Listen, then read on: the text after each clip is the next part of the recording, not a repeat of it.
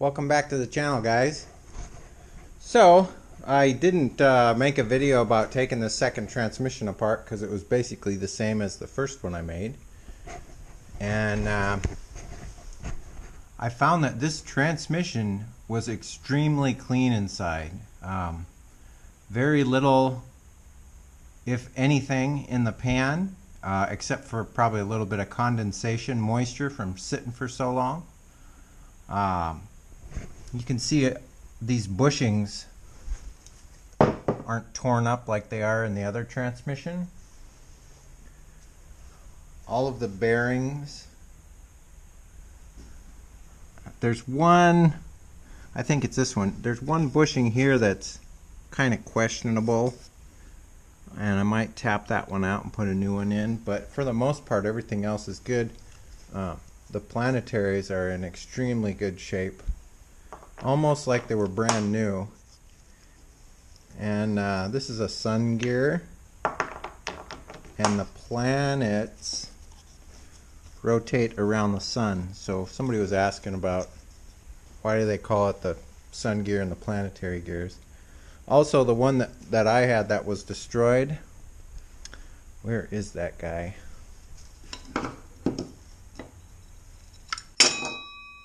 He's in here somewhere. I think it's this one. Oh yeah, this is the set that was destroyed on the other transmission, and as you can see, these are in extremely good shape. There's no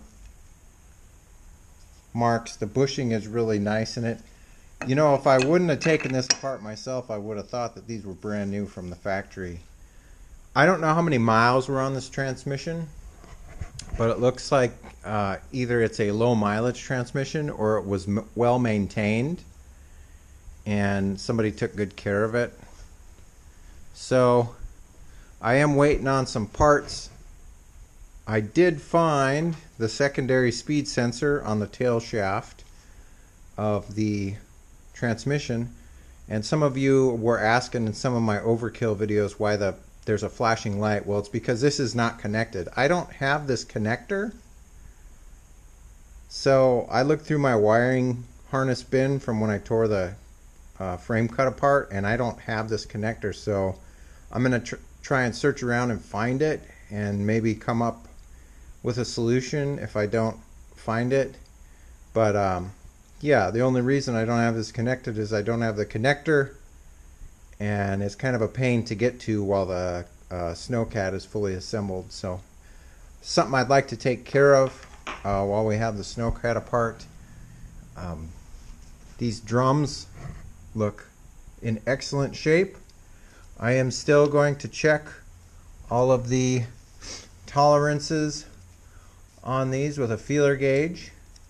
I did get a transmission rebuild kit that came with all brand new clutches and steel rings, and every gasket you can imagine that you would ever need on any version of this transmission, whether it be a Nissan or an Isuzu. These JR403Es were used in various vehicles, and some of them didn't have the JR403E designation because they were in like a Nissan 240SX or something, but they're very, very similar.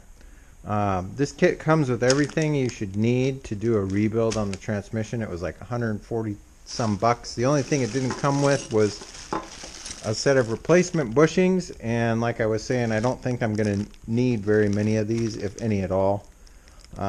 Just maybe that one that's scarred up a little bit, I might replace that. What else can I tell you? What I'm going to start with today is disassembling this oil pump and showing you guys what I found on YouTube that some of the other people that have torn apart these transmissions, that have been working on transmissions for quite a few years, due to the wiper arm in here to make this much more reliable. I guess there's a known failure point in here, and I'm going to take that apart and try and show it to you guys if I can figure out every little thing. I've studied the manual here. I've got it open to the 5 pages that it takes to tear apart and rebuild this, so I guess we'll get started on that.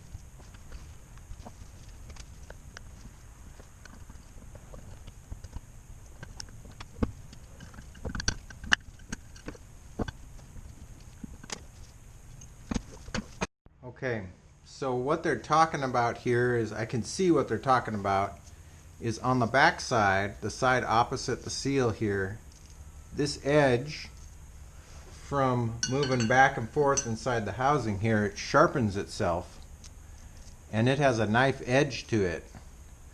So basically what you want to do is take like a Dremel with a little sanding wheel or whatever and just go around this and take that sharp edge off of it, which will prevent it from getting hung up in this housing, because I think the outside, or actually this piece is steel and then this is aluminum, so what happens is the steel digs into the aluminum and you can kind of see a wear pattern on the inside of the oil pump housing there where it's starting to do that. So I'm going to take a whizzer wheel and just go around this edge here, and everything else looks good inside this, so at that point I'm just going to reassemble everything.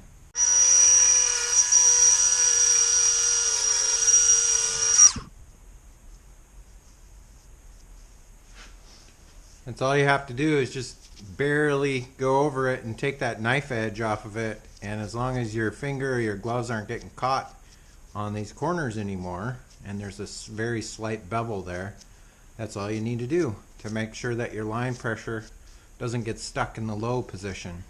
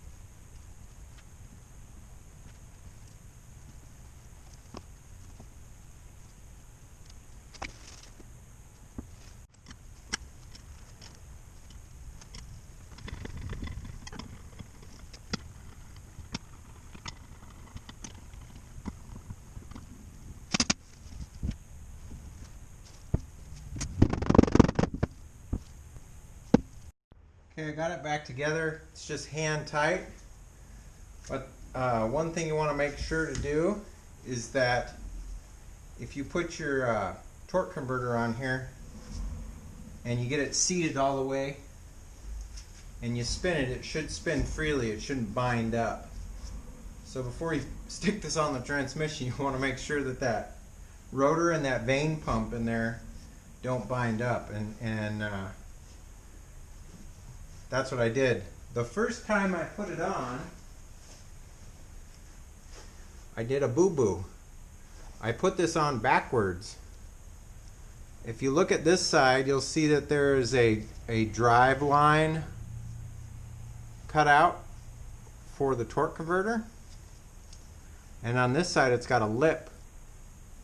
Well, that lip sits only on one side of the inside of that oil pump.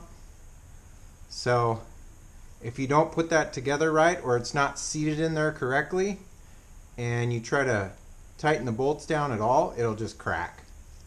So I'm lucky I had a spare. That's a mistake on my part, but then again, this is also a learning experience for me, as I've said before.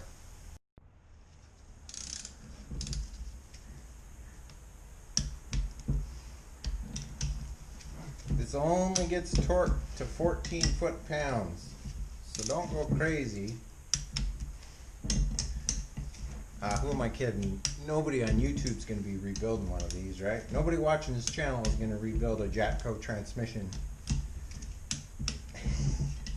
These things are so old. But if you got spare parts, like I do,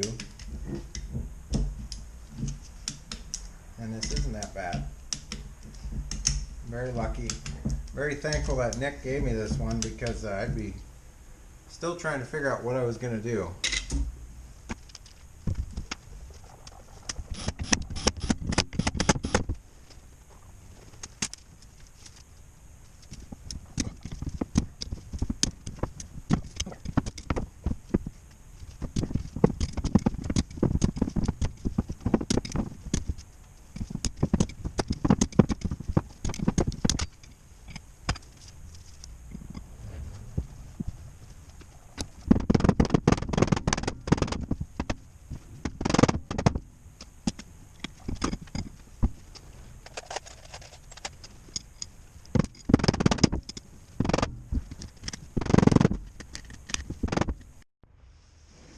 Okay, so I got the oil pump back together, finally, and I've kind of taken a look at the book there, and what I want to do next is go through each of the clutch drums and check the service limit on the clutch drums. So the book calls out for certain limits, and at that point you have to take this whole assembly apart and put brand new clutches in it and put it back together. I'm going to try to eliminate that, because this transmission was in such good condition when I tore it apart, by just checking the clearances. And if the clearances are good, I'm going to leave it alone. I'm not going to mess with it. I'm not going to take it apart unless I have to replace a bushing or a guide or something like that in it. Then I will take it apart, but for the most part, I'm just going to leave it alone. I don't see any signs of burn marks or anything like that anywhere on this transmission at all. It's in really good shape. So I'm just going to go through one by one in these clutch drums and check for the tolerances. And this one is in, you're supposed to go around the edge here and check in various locations. You put a little bit of pressure on the clutches and check. And this one is at its lowest standard limit. So what that means is that these clutches are in really good shape. If I take the service limit feeler gauge out, I don't have a 1mm one, which is what they call for. I have a 0.88 millimeter, and I can't get that in anywhere. So this is well within its service limit, and it's good. However, I don't like this bushing that's in here, and I'm gonna probably take it apart to get that bushing fixed. There's a bunch of springs and a retainer plate and all this nonsense in here, and it really makes me worried that stuff's going to go flying everywhere when I take it apart, but I'm going to give it a shot.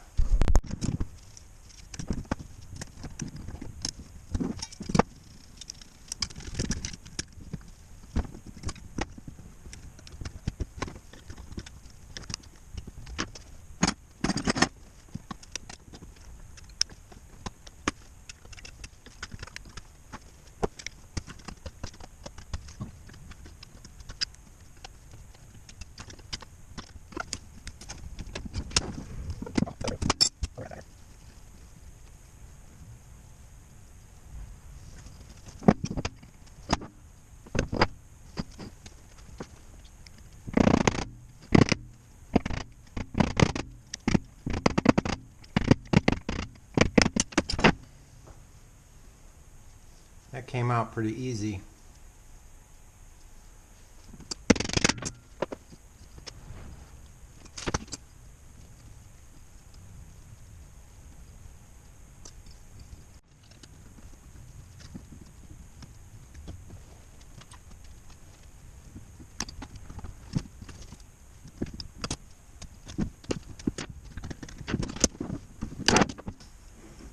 This next clutch drum is well within its limits. It's at its lowest limit as suggested per the tech manual. So we're going to leave this one alone. This doesn't have a bushing in it. It's just got oiling holes. It does have a little bearing back here, but this one is good. So we're going to leave this one alone.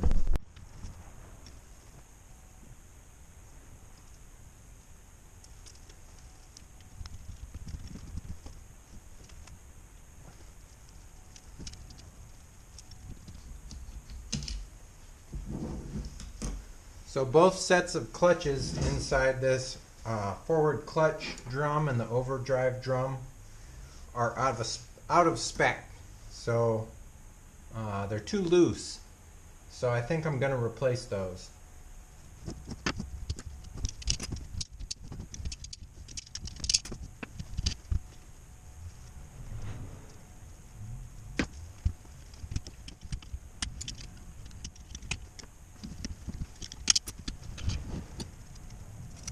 So I gotta soak the clutches that I have to use to put that drum back together in ATF for 30 minutes. So while we're waiting for that, I'm gonna check the clutches inside the transmission here. And what are they called here? I forget what they're called. I think these are the brake, it's called the brake plate, whatever that means. But we have to do a clearance check,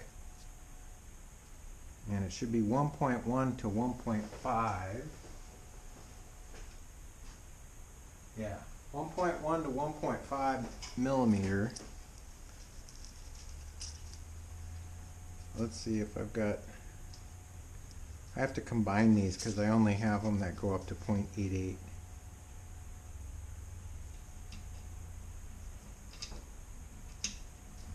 So those are too loose as well. 1.5 slides underneath it really easy. So it looks like we'll be replacing these clutches as well.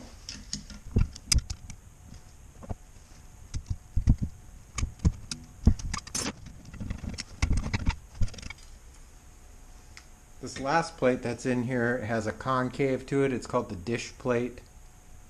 And so I'm just going to leave that in there. That doesn't need to come out. Alright guys, I got brand new clutches in the, well, I got them in this one. I think that's the brake clutch drum. That's at the bottom there. Don't quote me on that, but I think that's it. And then this baby is loaded up with brand new clutches as well.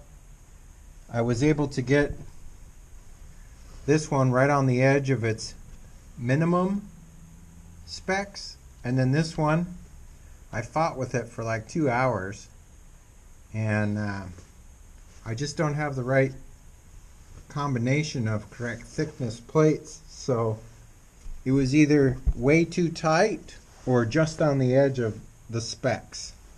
So I went with just on the edge of the specs, because if you run these tight, they'll eat themselves, so they won't disengage. They'll be partly engaged and then they'll slip like crazy. That's my thought process on that. We got the oil pump done. Left these 2 bolts loose. That's to help with the installation, to get these holes lined up when you stick it back on the transmission body. I basically went through these and cleaned everything up, and then I just stuck them in the snowcat so that I know that these parts are done and are ready to go.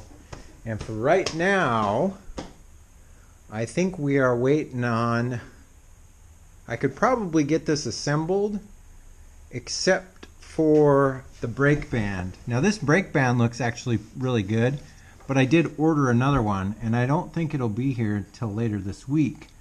So I'd love to get the whole main assembly done, but I don't think I can do it without that brake band, because you can't put the drum cover on, this drum cover, until you get that brake band installed correctly and adjusted correctly.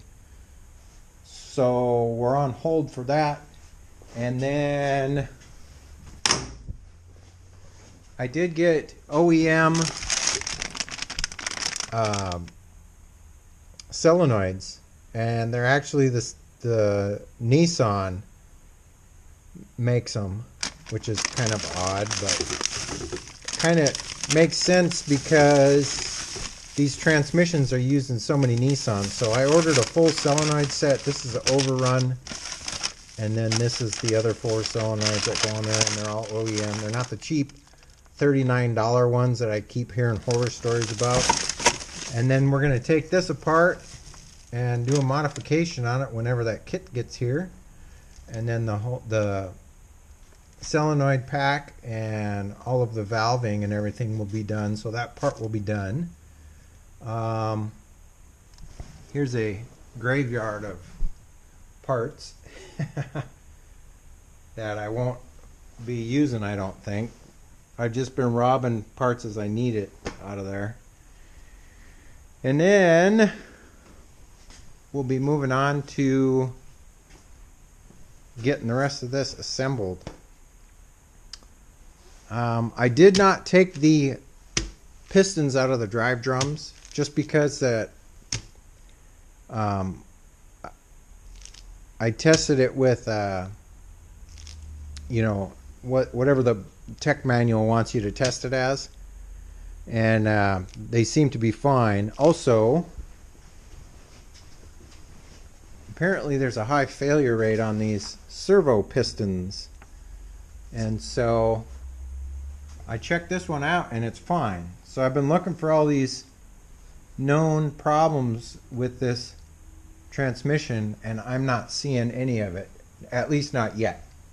So all the bearings look good, the fluid looks good, everything's going together nice and clean, and I'm just going to continue with that. Now this particular transmission didn't have a PTO gear, so I robbed the PTO gear off of the other transmission. I don't know if it's totally necessary to have it in my cat, but I just figured why not have that option on there if something ever comes up in the future where I want to use it to drive a hydraulic pump or something like that. Anyhow, this would become pretty handy if I put a blade on the front of the snowcat to push snow, because then you have your hydraulic power coming off of the PTO. And these hydraulic drive PTO setups for these little motors are pretty easy to come by. So I'm going to throw that on there when I put this back together. But I mean, other than that, everything's going together really good. I'm actually pretty excited that I did this and took it apart so that I could learn something new, because this is something I've never done before. So I'm just trying to take my time and do things right.